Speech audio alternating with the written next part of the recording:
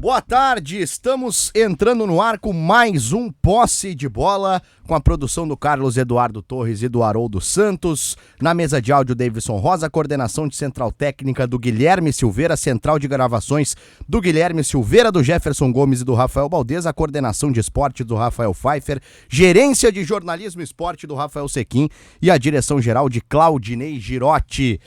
E hoje, como vocês já perceberam, a dupla comandando o Posse de Bola, ela tá um pouco diferente, né? A escalação reserva, tu diria, JP? Boa tarde. Boa tarde, Bruno. Obrigado pelo convite. Não digo. É a reserva, né? Mas a gente vai correr pelo menos. Mas a gente dá conta do recado, eu acho, né? Espero que sim. E o nosso convidado mais que especial, Antônio Vicente Martins, ex-vice-presidente do Grêmio, trabalhou em diversas áreas dentro do clube. Vicente, muito obrigado pela atenção conosco aqui na Guaíba e vamos bater esse papo, vamos para essa conversa. Boa tarde. Boa tarde, Bruno. Boa tarde, JP.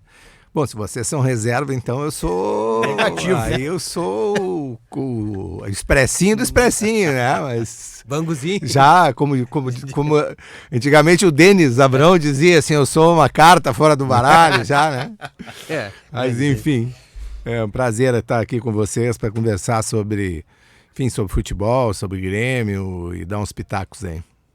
Pois a gente até estava falando antes de começar a gravação do programa, né, Vicente, em relação a aquele período do Ronaldinho, o recente documentário que saiu, e tu nos relata que na saída do Ronaldinho já não estava, né, mas tu pegou uma parte importante toda do Ronaldinho, digamos assim, dentro do Grêmio, né?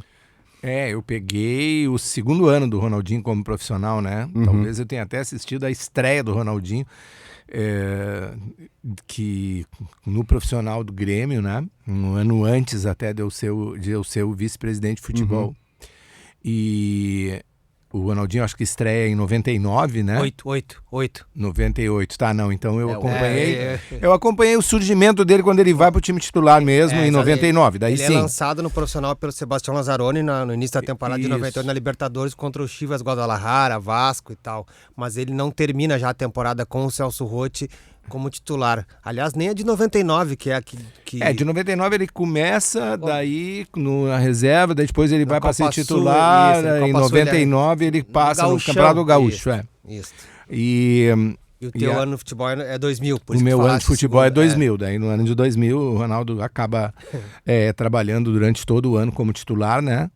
E, enfim, foi uma convivência interessante, assim, porque a gente sabia que ele era um jogador com um talento extraordinário, mas não sabia o tamanho que isso ia tomar, né? Na verdade, e aí depois de tomar, tu diz, nossa, fiquei um ano inteiro convivendo quase que diariamente com um jogador desse tamanho, né? Dessa capacidade e tal. A gente viu bastante a evolução dele ali, mas ele era um menino ainda, tinha 19, 20 anos. Ele é de 80, ele tinha ainda ele tinha 18. 98, 18. 18. Então ele tinha 20. 20, né? no auge dele no Grêmio, 20 anos. Em 2000 ele tinha 20 anos ainda, mas era realmente um menino e era um outro jeito, né? O futebol era uma coisa completamente diferente do que a gente vê hoje, com o nível de blindagem que tu tem, né? Quer dizer, o Ronaldinho tinha um Tempra, né? Que era o carro, assim, de um jovem, né? Um jovem. Talvez até tivesse algum carro mais top, assim, algum Mitsubishi, alguns carros, assim, importados, né? De magrão, que a gente costuma dizer, né? Era um carro assim, que também ele chegou, assim, as primeiras vezes. Pois até descobriram que ele tinha uma carteira de motorista fake, né? Barbaridade. Mas era um outro tempo, né? De futebol, era um outro jeito de até fazer. A idade do Ronaldinho, é importante a gente ressaltar isso, né? Se com 20 anos o Ronaldinho foi o auge dele no Grêmio, hoje a gente tá vendo os guris com 17 já estarem vendidos, só não podem sair ainda dos clubes do Brasil porque... Enfim, a legislação não permite. Né? Isso foi uma transição, mas aquela época assim, tinha jogador gato. Sim, né? Sim. Teve um que estreou com o Ronaldinho que era gato.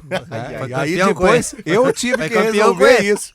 Eu tive que resolver, eu era do jurídico. Rodrigo Grau, te refere ao Rodrigo Grau? É, porque na época deu o episódio de um jogador de São Paulo, Sandro Hiroshi, não era? Isso. Sandro Hiroshi, denunciaram ele por ser gato, né? E aquilo deu uma repercussão bárbara. E aí um jogador do Grêmio acaba nos procurando para dizer, eu também tenho esse problema. Tem segredinho. Porque isso ia cair. Era um negócio meio óbvio, né, cara? Os caras eram muito amadores, assim. Às vezes eles faziam umas falsificações que eram errorex e botavam e datilografavam em cima o ano, né? E aquilo ia passando, quando tu via. Aquilo era muito. Era muito comum isso acontecer, né? Mas, enfim, a gente acabou fazendo, regularizando. Era uma mudança de legislação também, de punições. Eu acho que o Rodrigo, ele acabou punido por um prazo, mas tinha toda uma discussão de interpretação, então não podia passar de 30 dias. Ele teve uma punição bem pequena e acabou até se firmando. Foi um jogador que teve uma carreira longeva, né? Jogou no Japão, Portugal. Depois aqui foi ídolo da Chapecoense, jogou no campeão. É um cara que teve gaúcho com Juventude. Região, né?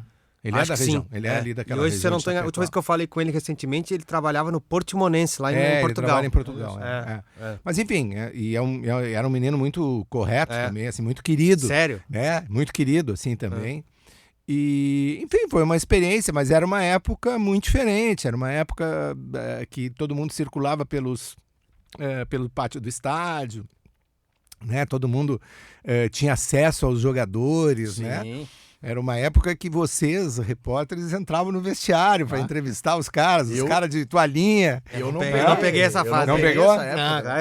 Mas eu não peguei, JP, nem a época, tu vê, eu sou de Não, nessa época não tinha mesmo, tá? Nessa época não tinha, porque eles tinham, essa época aí, eu tô falando e aqui tô me lembrando, nessa época, já tinha sido inaugurado o vestiário novo do Estádio Olímpico. Mas da mesma forma. E aí tinha uma sala de imprensa. 98, ela é de 98. Então ficava os conselheiros, convidados, ficavam tudo fora da sala de imprensa. E vocês não entravam para dentro do vestiário porque tinha uma porta ali na sala. Mas da mesma forma, Vicente, é uma época que ainda se entrevistava o jogador no treino, né? Tu tinha acesso ao treino, tu tinha gente falando, jogador, dirigente, que eu peguei. todos os dias, né? Eu sou de 2001, por exemplo. Eu sei. Vocês tinham uma salinha de imprensa dentro do estádio. Na parte de fora, a gente terminava o treino, o dirigente ficava lá assistindo e tal, não sei o quê. Tomando cafezinho, né? Aí, quando terminava, vocês entravam às 6 horas, tinha um programa das 6.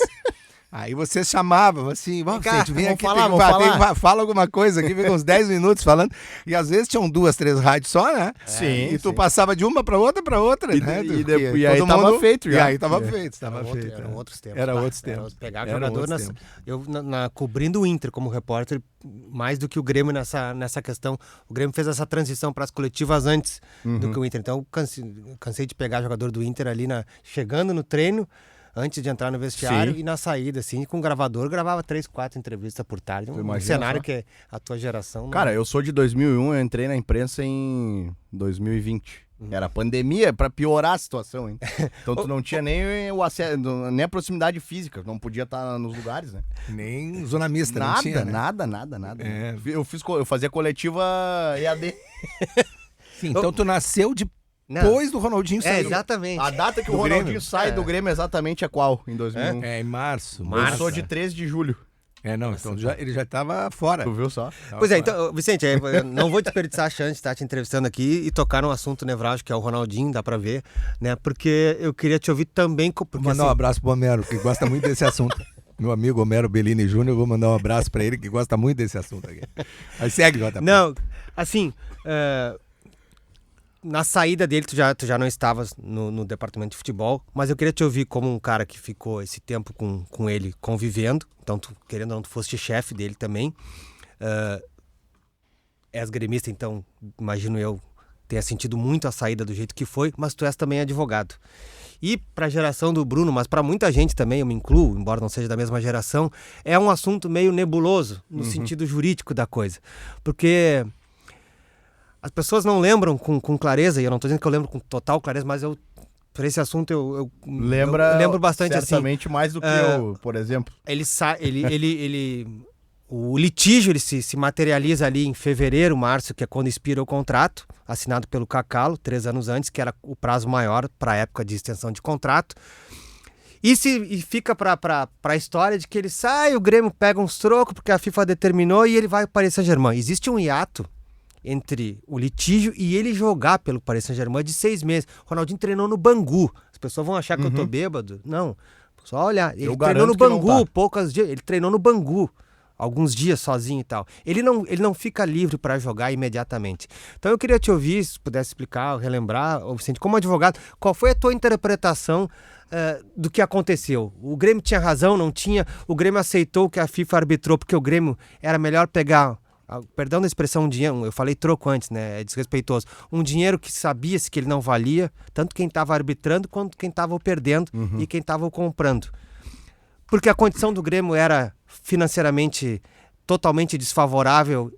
Porque a pergunta se o Grêmio botasse para dividir, o Ronaldinho não teria jogado durante um bom tempo? O Ronaldinho não teria jogado durante um grande tempo.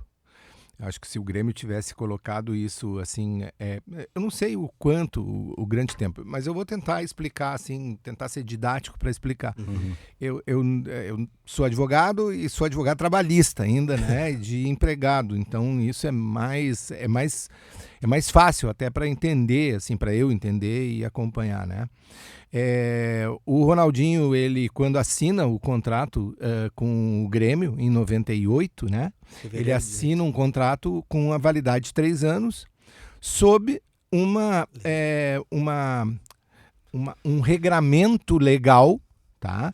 Que era um regramento que existia há décadas no futebol brasileiro, tá? Que basicamente estabelecia que os jogadores tinham um vínculo com o clube, que era um vínculo esportivo e econômico, tá? Então, o contrato, ele significava um vínculo esportivo e econômico. E esse contrato, ele, ao término do prazo desse contrato, esse vínculo esportivo permanecia com o clube, tá? Que era o chamado passe. Sim. Tá? Então, esse vínculo esportivo, ele permanecia com o clube. Então, se o jogador não renovasse o contrato com aquele clube, ele ficava impedido de trabalhar, tá? Até que alguém pagasse uma espécie de uma multa rescisória, que era calculada com base na remuneração daquele jogador. Tá? Então, era esse o regramento legal que o Ronaldinho, quando assinou o contrato, tinha vigente no país. E quando encerra o contrato, acho que é importante que se diga isso, quando encerra é dentro desse prazo. Não é dentro 15 da lei nova. dias antes, 15 dias antes de encerrar o contrato, passa a ter vigência uma nova lei que trata da questão dos vínculos de jogadores profissionais, tá? E esta lei, ela acaba com a figura do passe, do vínculo esportivo. Por esta nova lei, se estabelecia que, ao término do contrato do atleta profissional, esse atleta estava livre para assinar com quem ele quisesse, para trabalhar aonde ele quisesse. Essa alteração da lei, que foi chamada de Lei Pelé, porque o Pelé, que foi o mentor desta lei, na época que ele era ministro de esportes do governo Fernando Henrique Cardoso, tá? Esta alteração que foi feita, ela tem como origem um julgamento da Corte Europeia que determina a ilegalidade da figura do passe, que é o caso Bosman. Sim. Tá? Então, a partir desta alteração europeia, a FIFA passa a ter um outro entendimento também e, portanto, isso vai se espalhando por todo o mundo, certo? Então, quando o Ronaldo, quando passa a vigência dessa nova lei, por exemplo, a lei começa, eu não me lembro as datas, tá? Mas digamos, 1º de março... O contrato dele terminou em fevereiro e a lei passa a vigorar em março. Não, a lei, o contrato acaba com a lei nova já vigendo. Essa era a discussão. Tá. Senão não teria nenhuma discussão. Que não poderia ter uma discussão se o contrato dele tivesse acabado ainda com a lei vigindo a lei antiga. Quando, digamos que a lei começa no dia 1º de março e o contrato dele acaba dia 15 de março.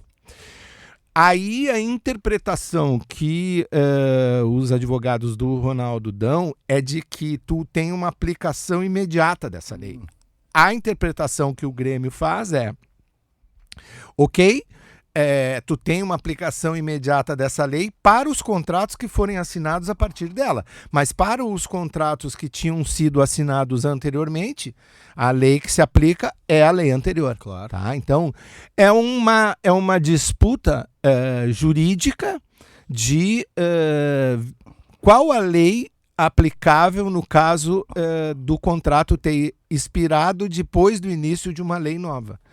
Do nosso ponto de vista, do meu ponto de vista, ele é um debate jurídico que pode ser bastante controvertido, tá? Porque a par disso tu tem outras construções que tu pode fazer, de que o direito do trabalho tem que ter uma visão mais protetiva, do hipossuficiente, etc. Tu tem uma série de debates aqui, mas se estabeleceu esse debate na Justiça do Trabalho por conta da própria iniciativa do Ronaldinho, né? Quanto a esse debate da aplicação da lei. E a Justiça do Trabalho brasileira, ela acabou decidindo em favor do Grêmio. Né? E isso é uma construção narrativa Isso que perdeu força ao longo da história. Essa mas a decisão foi favorável ao clube. Exato. Foi favorável ao clube. E mais, caso contrário, ele jogaria em fevereiro, a decisão foi proferida por uma juíza que tem uma visão bem progressista, assim, bem protetiva, etc. Né? E ela examinou e entendeu que seria a aplicação da lei vigente à época da assinatura do contrato. Sim. Portanto, o passe continuaria com o Grêmio. Né? E por isso, exatamente, JP, que o Ronaldo ficou 6 meses sem jogar.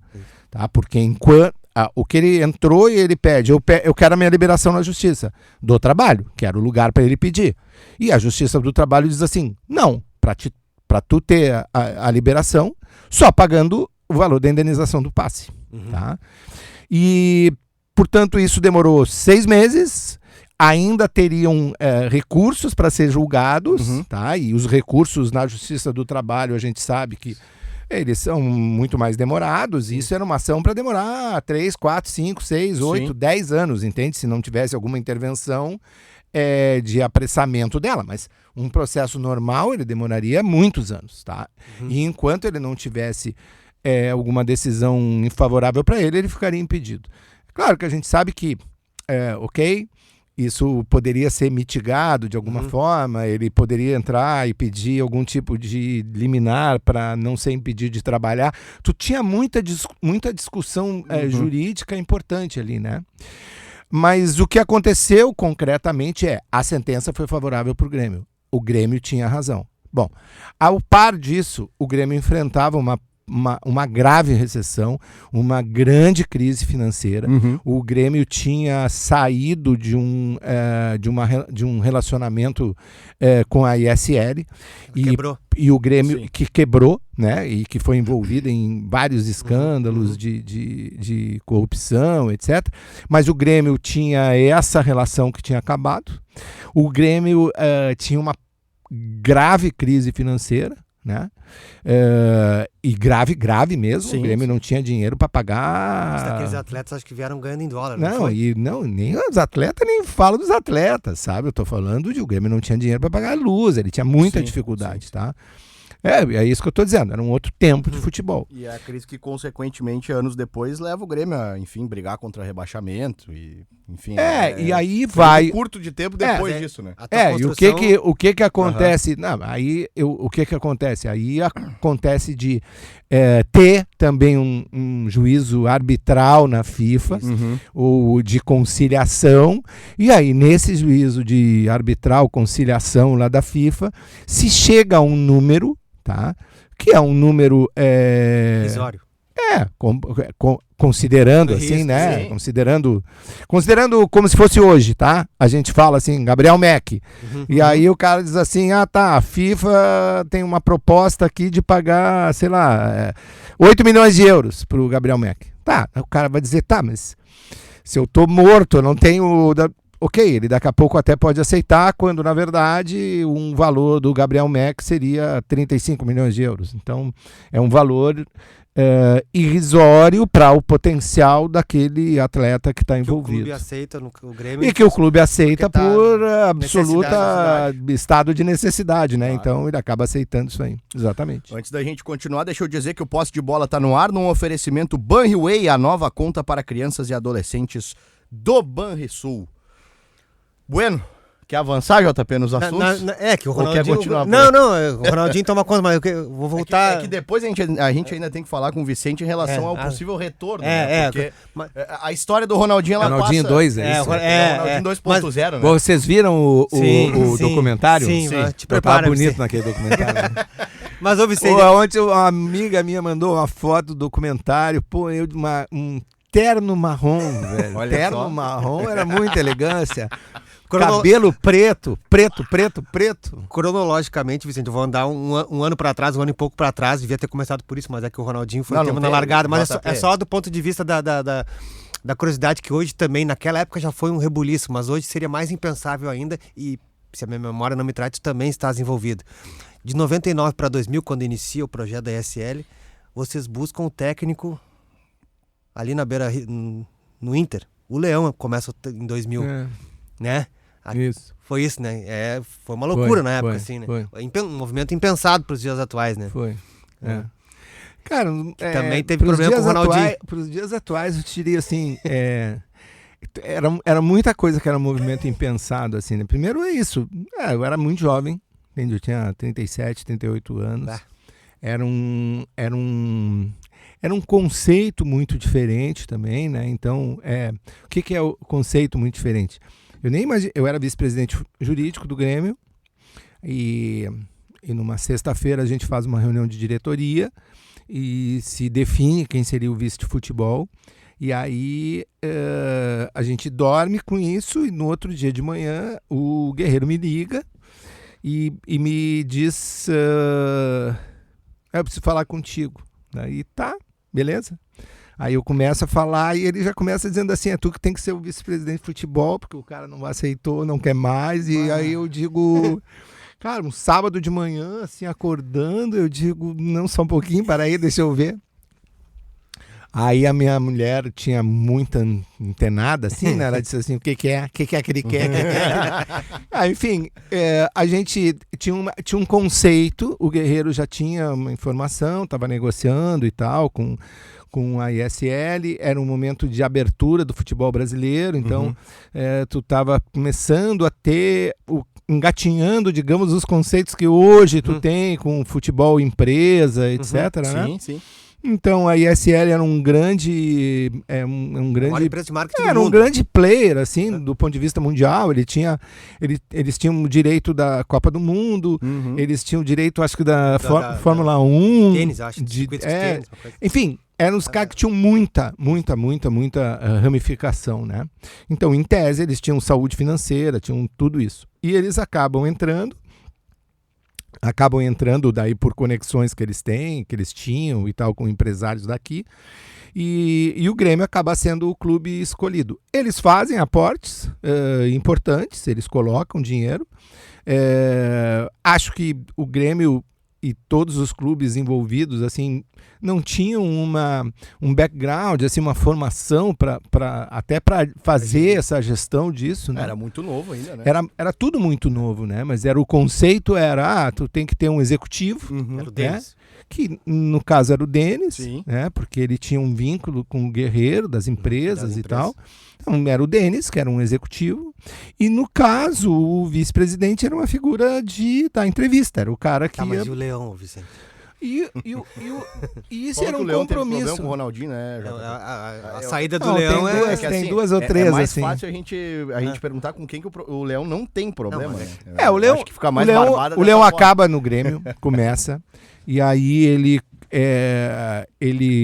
O Leão, assim, desculpe te interromper.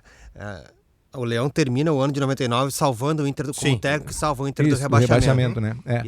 E aí, ele começa, ele tem um iniciozinho ali, não sei o quê. É muito difícil tu fazer uma gestão de grupo, né? São coisas que tu vai aprendendo. Eu assim, com 37 anos e tal, entrando ali, entendendo aquele negócio todo de como é que tu faz gestão e tal. Ele teve alguns desgastes e tal, não sei se foi por isso, se não foi, entende? Mas ele era difícil. Não, no trato pessoal, assim, não era difícil, o ambiente vestiário é um ambiente muito, muito difícil, entende? Complicado. Ele é muito fácil, muito difícil, é um negócio que ele é complicado, ele tem todo uns códigos, assim, que depois tu entende e tal, né, mas ele tem.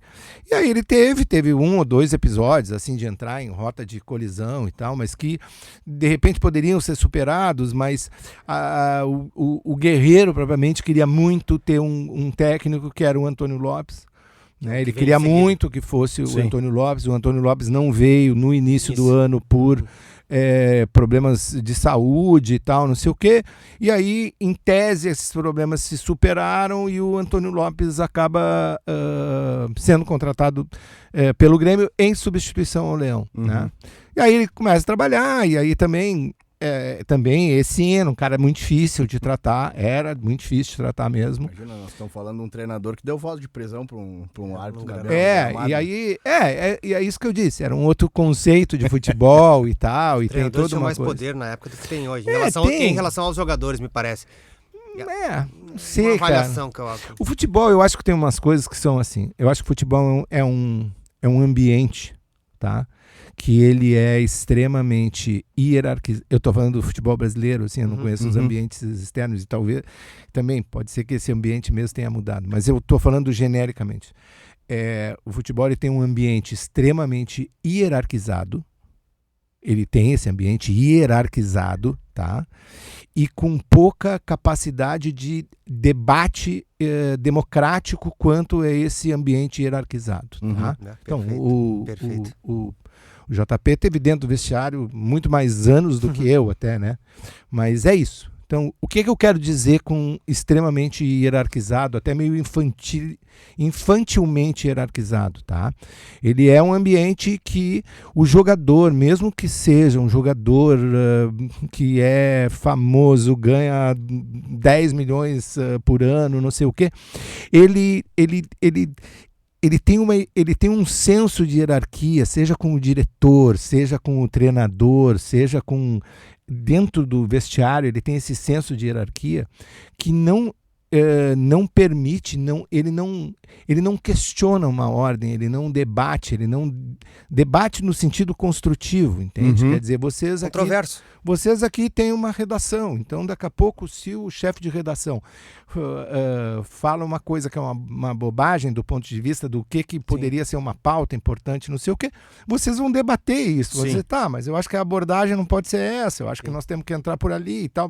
Tu vai construir uma outra opinião com aquilo ali, sem que isso seja um desrespeito com o chefe de redação. Claro. E no ambiente de vestiário, isso é uma coisa que acontece muito. Então, os jogadores acabam não se expressando. E isso, tu tem uma lógica, porque esses jogadores, eles têm um processo de formação que começa com 8 anos, com 9 anos. Quando aí sim, não pode ter desvio de conduta, né? Como também não pode ter nesse ambiente, que é um ambiente ele é um ambiente contraditório, porque é um ambiente de disputa interna, mas ao mesmo tempo aquele grupo tem que ser solidário todo o tempo, para que ele consiga... Um objetivo comum. Exatamente. Então, o objetivo é ganhar. Tá? Então, mas ao mesmo tempo eles têm uma disputa muito forte internamente, né? Então se tu põe 30 pessoas disputando o espaço profissional, etc, naquilo ali, quando tu tem 11 que jogam e tu tem os outros 29, os outros 19 não jogam, evidente que tu tem disputa, evidente que tu vai ter também num ambiente desse o cara que é desleal, o cara que é um escroto, o cara que é um cara super correto, o cara que é uma liderança positiva. E o outro ponto que tu tem também é assim, é um ambiente de simplório do ponto de vista intelectual também, entende? Em que vamos, daqui a pouco, isso é que é o significado da vitória.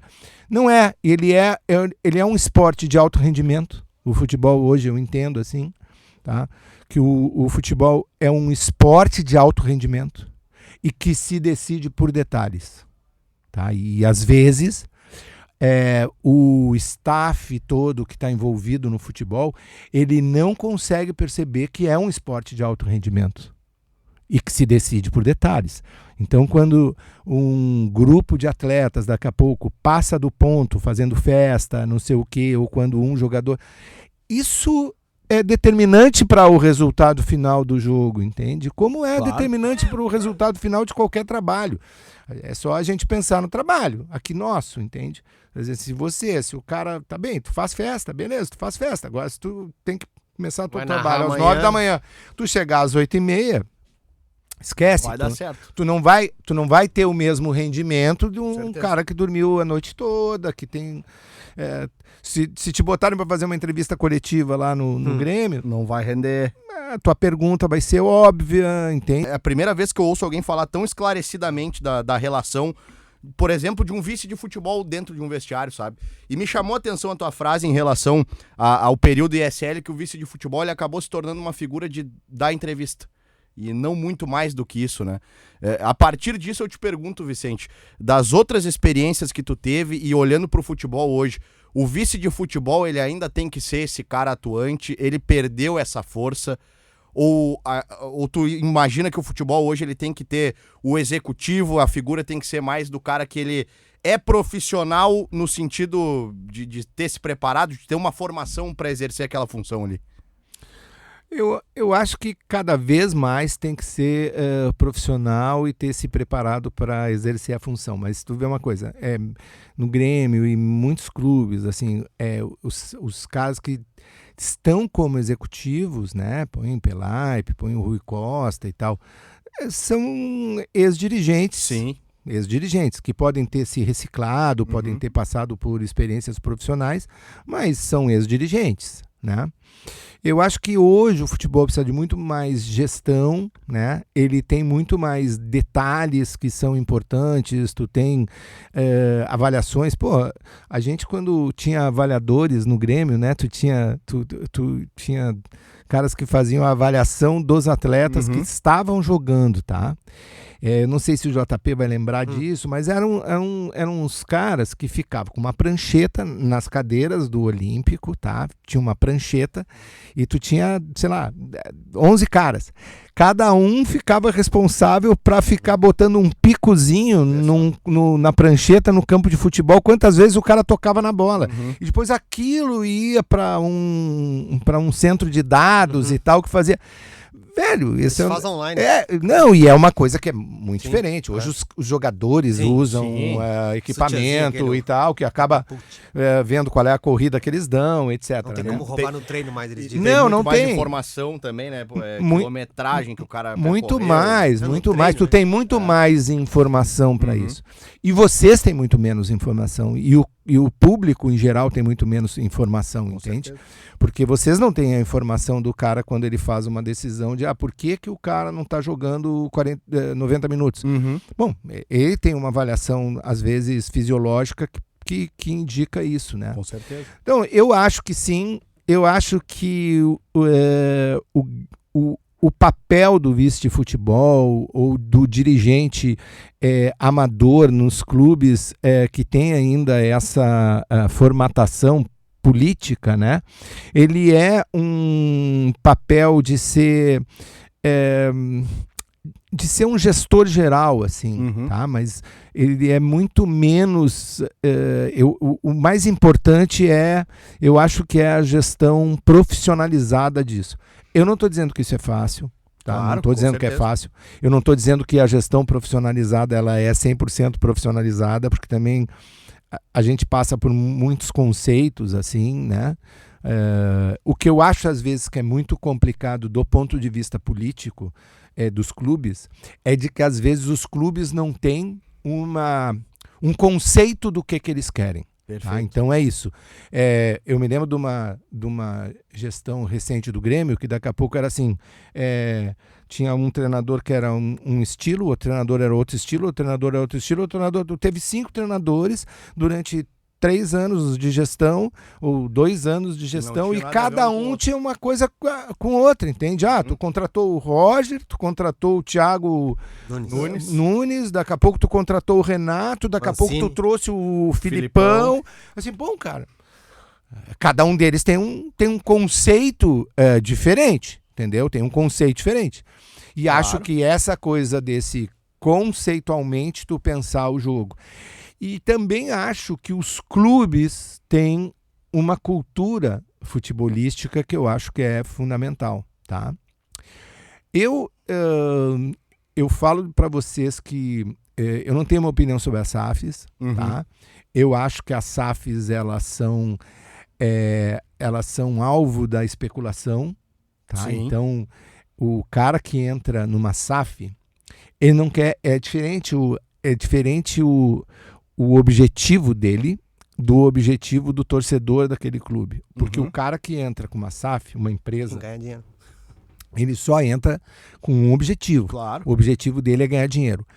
Ele não ganha dinheiro gastando para ganhar título. Tá? Ele ganha dinheiro em outras coisas, em outros elementos. Tá? E daí ele vai ganhar dinheiro. Ele ganha dinheiro na especulação, ele ganha dinheiro na formação de jogador, que ele vai vender, etc. É ali que ele vai ganhar dinheiro, mas ele não vai ganhar dinheiro ganhando a Copa do Brasil, não é? Aquilo ali O clube ganha, mas não vai para ele. Aquilo ali não é nada, tá, para ele e tal. Então, para ele é outra coisa. E a gente vê isso, assim, ó, é muito dinheiro, tá? E cada vez mais. E as experiências que a gente tem com o SAF no Brasil, elas são experiências muito ruins, eu acho, né? Porque, o Botafogo teve um resultado de campo, mas o Botafogo hoje é um clube sem dono. Pós-Botafogo o pós-títulos do Botafogo é desesperador. Um clube sem dono, e daí sem investimento, porque os caras começam a brigar entre eles. Claro. Tu tem 2, 3 investidores, cada um tem um conceito diferente de que quer botar dinheiro, que quer tirar dinheiro. O próprio Atlético Mineiro, que não é SAF propriamente, mas é gerido como se fosse, né? Parecido. Bruno, quero aproveitar para a próxima pergunta, já falar do Ronaldinho 2.0, né? Até porque daqui a pouco é muito rápido, cara. O troço quando vê já foi. Talvez não tenha outra oportunidade para agradecer em público, né? O Vicente era uma das pessoas que comandava o futebol do Grêmio no início de 2011, que foi quando eu exatamente entrei no clube e ali permaneci durante praticamente uma década. Então eu trabalho. É um dos culpados da mas eu quero. Eles sabem eles sabem a tua alcunha? Sombra. Teu apelido, sabe? Todos sabem. Isso o Renato era bom, né? Muito. O Renato era bom, de dar apelido ele era bom. E grudava, não adianta. Não, então assim, a gente trabalha com, acho que de tempo eu trabalhei muito pouco com o Vicente, né? Era o Vicente, o César Cidade Dias e o já falecido o José Simões, né? Então eu sou grato sempre a quem abriu as portas, né? Porque, trabalhou com muita gente, mas e quem é que abriu a porta pra ti? Eu tô diante de um cara que abriu as portas pra mim. Eu vinha do andar de baixo, que eu era setorista do Grêmio Correio do Povo e entrei pelo vestiário. Isso para mim tem um significado muito importante. Mas assim, a tua história, Vicente, nessa tua segunda participação, e é a última, né? No Grêmio de 2011, início de 2011, na gestão do presidente Paulo Odoni, ela tem a ver com o Ronaldinho também. E a gente estava falando antes de começar o programa sobre o documentário do Ronaldinho. Nós 3 aqui vimos e muita gente que está nos ouvindo também viu o documentário. E para mim, jornalisticamente falando, é inconcebível, né, que não tenha resposta. Não tem a pergunta no documentário. Perfeitamente. Então eu vou fazer para um cara que estava envolvido nisso. Eu estava recém entrando, então para mim era tudo novidade. Só lembro de ficar com os teus telefones na mão, assim, durante umas entrevistas, o telefone não parava de tocar. A gente organizava uma de manhã e tinha que improvisar uma de tarde. Por que o Ronaldinho não voltou pro Grêmio? Porque ele não quis. É muito simples. Ele não quis. Ele não disse quis. isso para vocês? Não, ele não disse para nós, mas é uma conclusão assim, ele não quis. Acho que ele não quis, tá? Foi um processo muito transparente, assim, a história a gente acho que já contou. O Ronaldinho, ele era muito amigo do Xande Paradeda, que é primo do César Cidade Dias, do CCD, tá? e encontrava o Ronaldinho. Eles ficaram muito amigos numa Olimpíada. O Xande era atleta olímpico de vela, e o Ronaldinho, um menino que vai para umas Olimpíadas e naquele ambiente todo meio que cola no Xande, e o Xande acaba criando um relacionamento com ele, ficam muito amigos. O Ronaldinho, quando está em Porto Alegre e tal, visita, ia na casa da família do Xande e tal, não sei o quê. E num dessas visitas, num negocinho, com o César brinca de, quando a gente ganhar lá a eleição no Grêmio, tu vai voltar, não sei o quê. Costurar. E ele brinca. Quando o presidente Odoni ganha a eleição, e a gente está junto dentro do processo eleitoral, ele manda o recado pro Xande, diz assim, diz pro cara agora que ganhou, vamos conversar. E aí o César fala comigo, pergunta pra mim, eu digo, César, isso é sacanagem, acusação. Aí ele disse, não, vou confirmar. Daí confirma que, não, sim, falou. Bom, aí eu movimento, falo com o presidente Paulo Odoni, eu digo, César, eu vou lá conversar com o Paulo Odoni, porque esse negócio aqui é muito delicado. Converso com o Paulo Odoni, digo para o Paulo Odoni o que estava acontecendo, como é que estava fazendo, e ele diz, façam o contato, eu não quero saber, não sei de nada, é coisa da cabeça de vocês, mas vocês vão me mantendo informado, mas é isso. Claro. Aí a gente começou a fazer os contatos, começou a fazer a coisa, eu e o César, mas ninguém, tá? E a gente reportava só para Paulo Odoni. Nós montamos o César especialmente fez isso, montou um projeto, o César era muito ligado à questão de marketing, né? Sim. Porque ele tinha o Final Esportes e tal. Isso. Ele monta um projeto como foi o do Soares. Sim, tá bem? Apresentar. O projeto é igual. O projeto viabilizar o Ronaldo. O conceito é igualzinho ao conceito do Soares. É pegar um cara, vou contratar esse cara, da onde que vai tirar dinheiro para pagar o cara. Tu não tem dinheiro para pagar o Soares, né? Tu tem que o que o patrocinador da camiseta vai botar a mais, o que o Banrisul, na época que era o patrocinador do Soares, ia botar mais. Tu monta tudo isso, leva pro presidente, o presidente está, se não botar nada de dinheiro aqui, ok, tu vai ter o quê? Tu vai ter a questão esportiva. O conceito é o mesmo que usou o Corinthians, tá? Quando contratou o Ronaldo. Fenômeno, tá? É o mesmo conceito. Tá. E um pouco antes. Um pouquinho antes. Exatamente esse que é o conceito. Aí começa a conversar, daí a conversa começa a apurar mesmo, começa a ter alguma consistência. Só eu e o César, daí nós damos publicidade. Do ponto de vista, nós falamos com o Simões, que era nosso diretor junto, mas nem ele sabia isso no início. Claro. Aí envolve mais um cara, que era o Ricardo Von Tobel, tá? E aí isso vai negociando. O resto da diretoria nem sabia, entendeu? Porque a gente só queria trazer para a diretoria quando isso tivesse uma viabilidade. E aí vai, e daí chega e tem a viabilidade. E aí começa a negociar, sentar e começa a discutir vários detalhes. Cara, isso durou aproximadamente 50 dias e ninguém de vocês ficou sabendo. Tá? A gente reunia às 9h30, 10 horas da noite e tal, na casa eles tinham uma casa de reuniões ali na Zona Sul, era bem pertinho da minha casa. Bom, aí quando isso vaza, eu me lembro que a minha filha só dizia assim, pai, quando o tio Homero souber, tu vai perder o teu melhor amigo. Eu dizia, não, mas depois eu dou um jeito de falar com o Homero e tal. No começo nem a minha família sabia que ela, pelas tantas eu comecei, porque daí eu saio todos os dias às 10 horas da noite. O teu semblante não devia ser o mesmo. Tu sai às 10 horas da noite, tu volta à meia-noite e meia. Alguma explicação tu tem que dar, né? Aí, enfim, vai, negocia.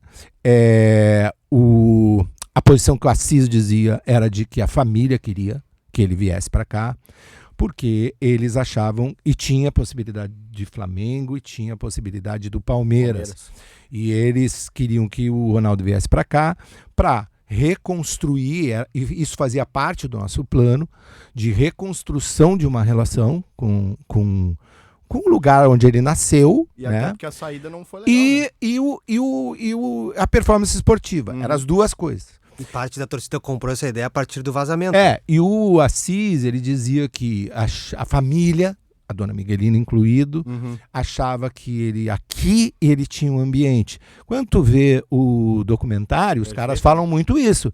Eles falam muito isso, né? De que sempre que ele teve ambiente familiar, não sei o que por perto, ele teve performance esportiva.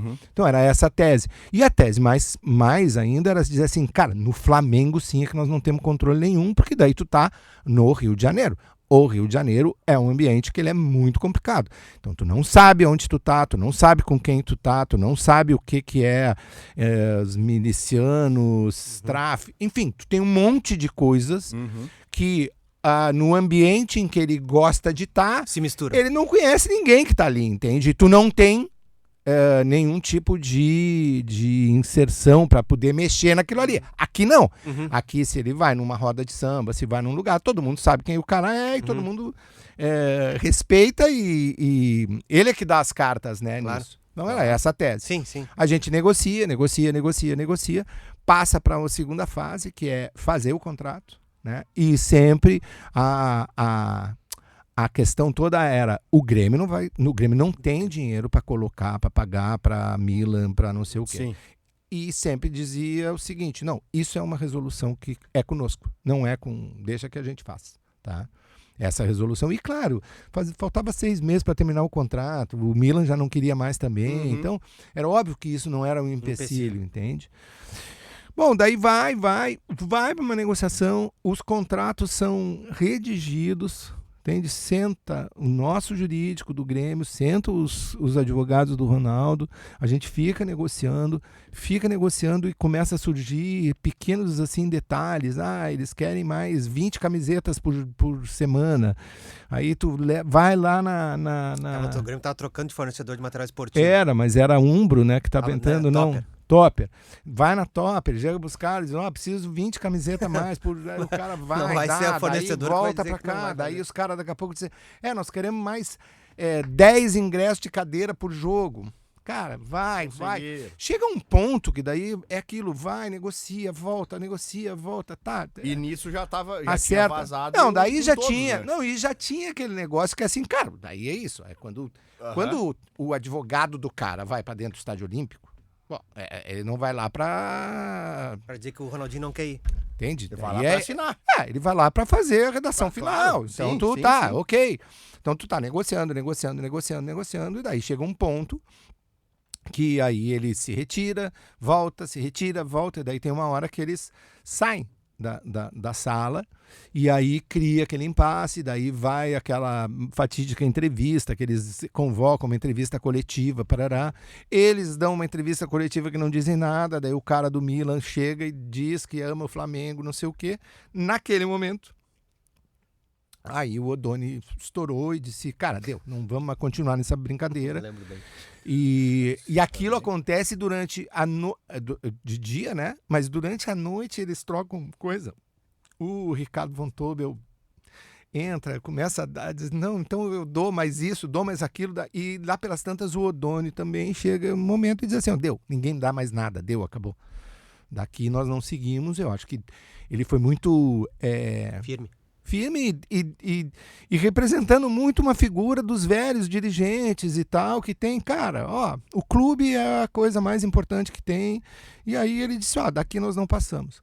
Cara, aí nós convocamos uma entrevista coletiva, daí ele diz que acabou, tá?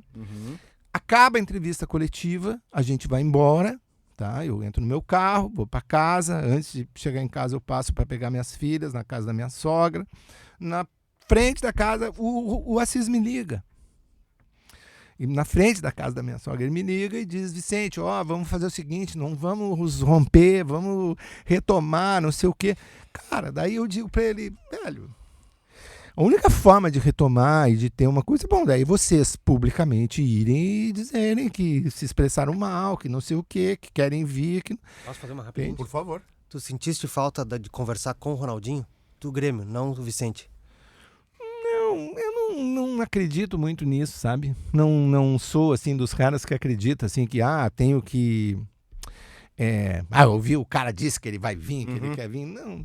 Em tese, eu como advogado, eu negocio também com um princípio que é um princípio de boa-fé. Tá representando. Se eu estou negociando com o representante, com o cara, eu não quero falar com o outro, com o representado, entende? Sim. Porque se o cara tem um empresário e é o empresário que ele diz, quem me representa é o empresário, eu vou negociar com o empresário. Perfeito. Entende? Eu não vou negociar com outra pessoa que não seja o empresário. Quer dizer, se eu desviar do empresário, é como eu aqui. Eu sou advogado de um trabalhador. Se a empresa vai direto no trabalhador, ela está errada. Ela tem que negociar comigo, né? Então, não vejo assim.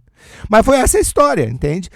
E que também tem uma narrativa, tem coisas que às vezes tu segura para não expor o clube, para não expor as pessoas que estão participando, mas a história foi exatamente essa aí, entende? Durante anos, cara, eu fiquei com os contratos ainda, que o Grêmio deve ter isso lá, cara, ainda, nos arquivos lá do jurídico do Grêmio. E a comprovação disso, eu mandava o contrato para ti, o cara mandava o contrato para mim, Voltava o outro com voltava, os advogados davam uma E corrigida. tu faz uma ali. relação, Vicente, da saída da não permanência do Jonas em função do desfecho negativo do Ronaldinho? Também não. Que eu lembro assim, o recente tinha chegado, Não. o Jonas estava muito entusiasmado com a possibilidade de jogar com o Ronaldinho. Tava. Mas eu também acho que talvez até tenha sido, mas o Jonas também é outra coisa, né? Que foi um jogador muito correto, assim, muito correto mesmo. Ele Baita de um cara.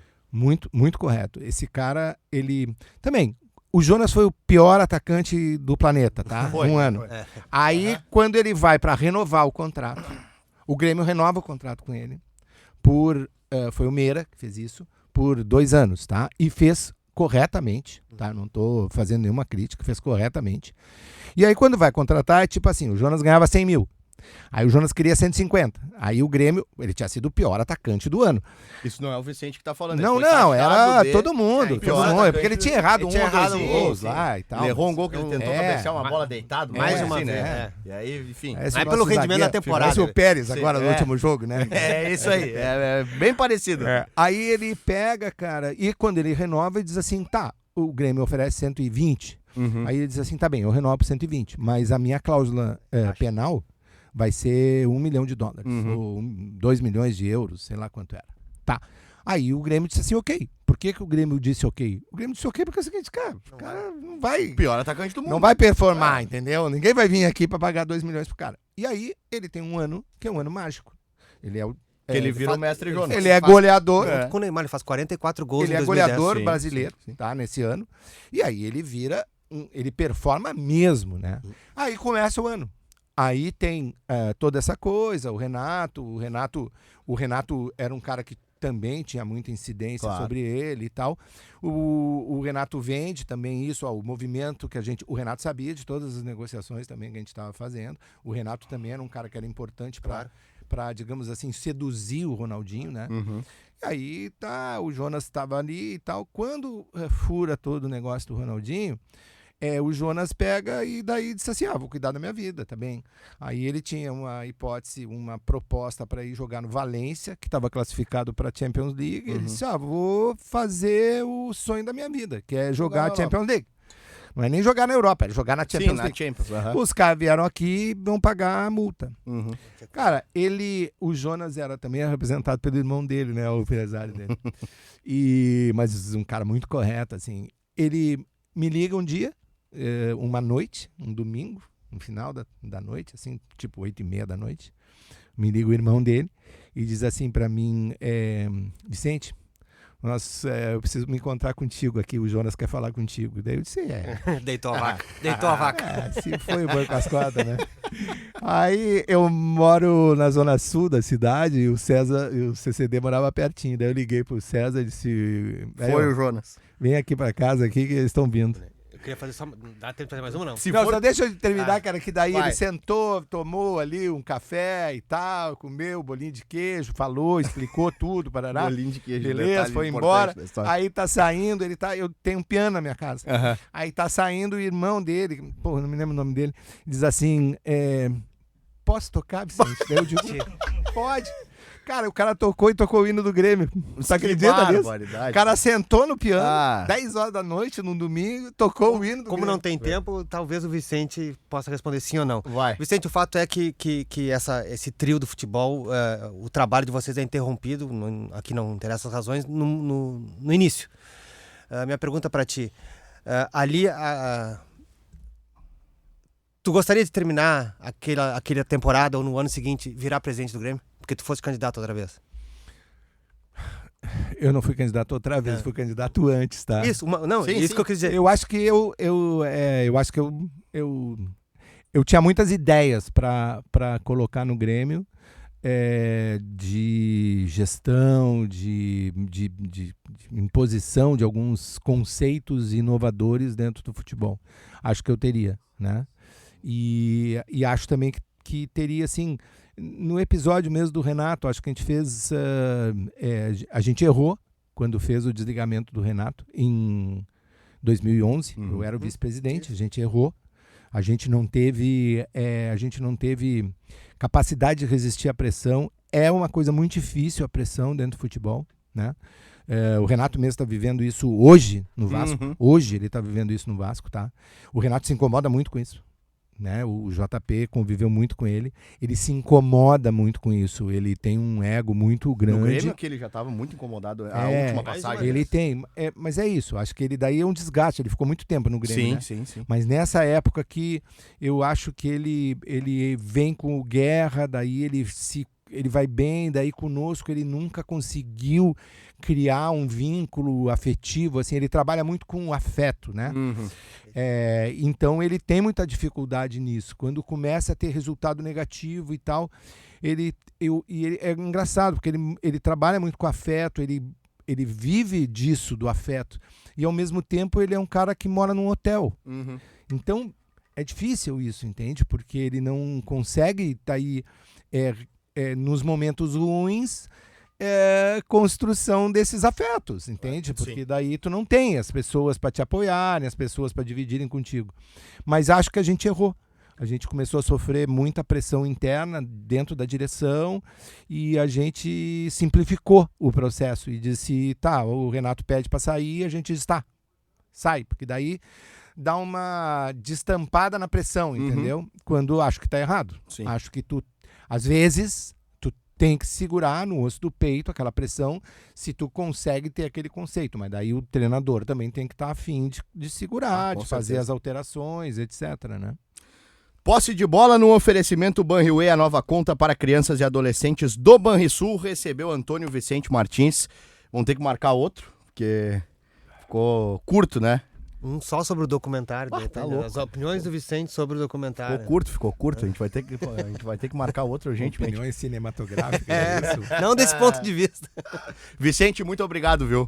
Foi um prazer. Valeu, um prazer foi meu. Um bom trabalho para vocês aí. Valeu, JP. Prazer. Obrigado. Acho que cumprimos bem a função, né? Espero que tenham gostado. Tá certo, gente. O Posse de Bola vai ficando por aqui. Muito obrigado pela audiência de todos. Um abraço e até a próxima. Tchau.